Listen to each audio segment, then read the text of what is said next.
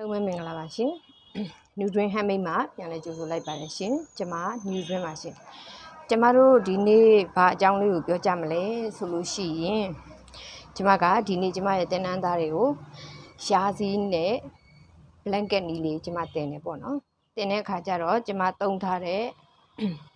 အရွက်ကလေးတွေကဒီမှာဆိုရင်ဒါလေးကကြောင်ချရွက်နောက်ဒီကတစ်ပင်မှာကပ်ပေါက်နေတဲ့ဟိုလေကပ်ပါပင်လိုမျိုးအရွက်အကြီးကြီးရှိရလေအရွက်နောက်တစ်ခါဒီဟာလေးတွေကကြတော့ဒါကဩဇာရွက်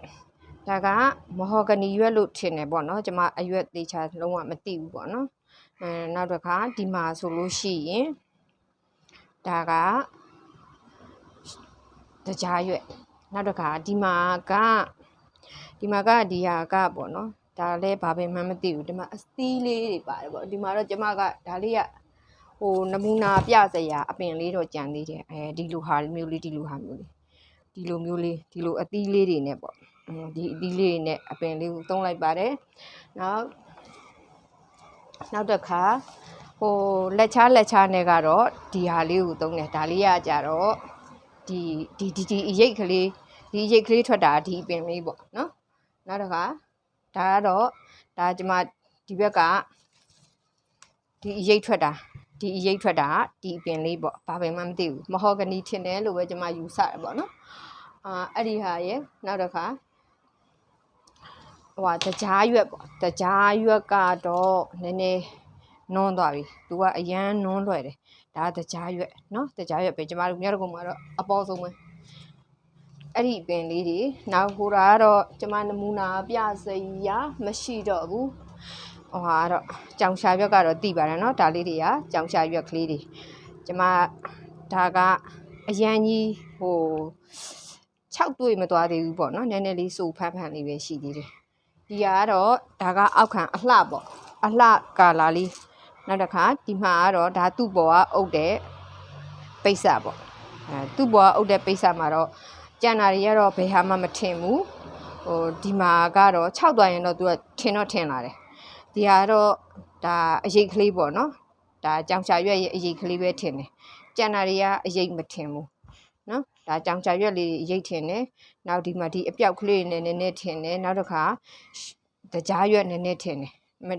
6ရင်တော့ပို့ပြီးတော့ထင်လာတာမျိုးရှိတယ်ကျမတို့ဘယ်လိုမျိုးမှအသုံးပြုနိုင်လဲဆိုလို့ရှိရင်တော့ကျမတို့ကဒီဥစ္စာကဟိုဒါကိုချုပ်ဆေးထည့်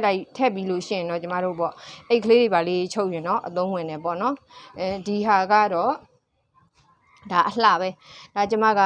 ချုပ်ဆေးမထည့်တော့ဘူးဘာလို့ဆိုတော့ချုပ်ဆေးကဒီပိတ်စမှာချုပ်ပြီးသားပါပြီးသွားပြီကျမရဲ့ process ထဲမှာအကုန်လုံးပါပြီးသွားပြီပေါ့နော်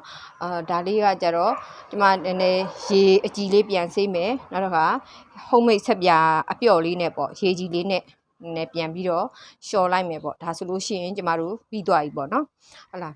ဒီမှာဆိုလို့ရှိရင်ဒါကရှားစည်းနဲ့လုပ်တာကျမတို့နတနီနဲ့လုပ်လို့ရတယ်နောက်တော့ခါဟိုဘာနာရွက်ပြုတ်ကိုဘာနာရွက်ကိုကျမတို့ဒီ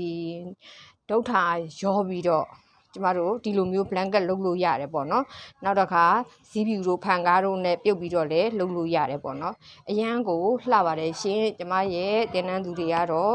ဟိုသဘောကျမယ်ထင်တယ်ပေါ့နော်ဒီချက်ကြီးဘယ်တော့တင်မလဲနဲ့ဖြစ်နေကြတာဆိုတဲ့အခါကျကျမဒီနေ့တင်ပေးလိုက်ပါပြီဒီတစ်ပတ်အတွက်ကတော့ကျမကဒီ botanical printing သင်ခန်းစာဒီနားမှာရက်မယ်ရှေ့တစ်ပတ်စနေတနင်္ဂနွေမှာနောက်2မျိုးထပ်ပြီးတော့သင်ပါမယ်ရှင်စိတ်ဝင်စားလို့ရှိရင်ကျမရဲ့ group များကို join နိုင်ပါတယ်ရှင်အခုဟာကတော့ online class batch 3ရဲ့သင်ခန်းစာတွေဖြစ်ပါတယ်ရှင်ကျမ batch 3မှာလူနည်းနည်းပဲရှိသေးတယ်ဆက်ပြီးတော့လက်ခံပေးနေပါသေးတယ်ရှင်အားလုံးကိုကျေးဇူးတင်ပါတယ်ရှင်